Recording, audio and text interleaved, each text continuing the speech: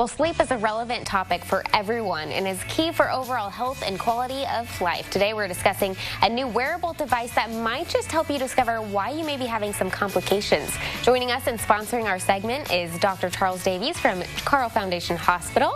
Glad to have you here with us today. Thank you, Grace. Yes. Okay, before we dive into this cool new device that you guys are kind of talking about today, let's first break down what sleep apnea is. Absolutely. So obstructive sleep apnea is when the airway blocks off, and that can cause lots of problems. It can cause people to be sleepy. It can drop their oxygen levels to their entire body, and importantly including the brain and the heart.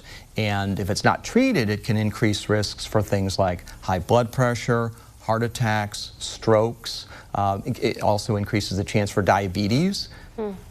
Yeah, we're looking at a couple of those things right there on your screen. Now, I could definitely see how it would be hard to tell if you have this because it's something that happens while you sleep. But what is currently out there that's used to help determine if someone has this?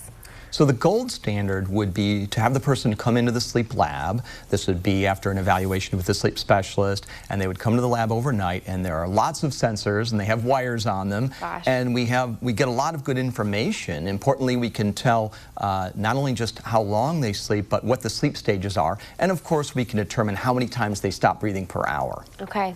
I could see that going in a setting like that could be hard to fall asleep because it's like, okay, let me get used to being in my home versus being in this new environment. But that's where kind of this new device comes into play of why it's so beneficial and high tech. Tell me about this new sensor you have. Certainly. So what we've come up with is a device that, and I'll just kind of compare it to there are home study devices now, but they have fewer sensors than the in-lab, but they still have wires, and they could fail. There's up to a 20% chance that they could fail and not give the information you want. So our sensor system, the ANI system, it has just 2 sensors and no wires, and we're very confident that it can perform much better than the current devices out there. Okay, and there's a look at it right there on your screen. So how does this work? How does someone use this? Sure, and I can show you in a second if you like, but actually maybe we should just do that right now. So yeah, if you want to, you can check that out yourself. There are 2 sensors right there. Okay.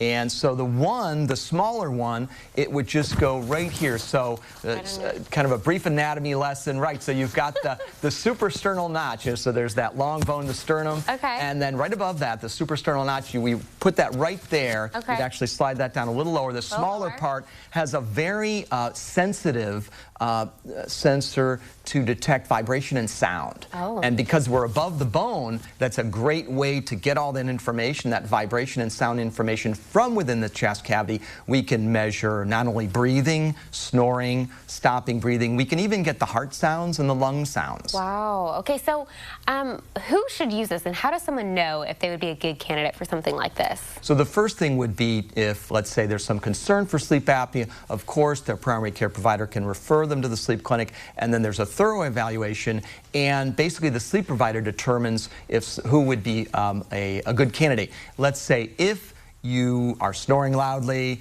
your bed partner notices you stop breathing, and you're sleepy, and you don't have some other conditions that might make it hard to sort that out, then you could be a good candidate to have the home study with our ANI sensor. Okay, definitely something to consider if you are finding some complications. It's amazing how lightweight and small these are. And they're like soft, they're not like, you know, wiry or anything like that. It's pretty incredible technology that we have here. Well, we appreciate you for joining us, filling us in a little bit about maybe a good option for some people out there that may have some complications. We appreciate your time here today. Thank you, Grace. All right, if you are interested in learning more about this and maybe scheduling your appointment, we'll connect you on our website after today's show with more information. And we do thank Carle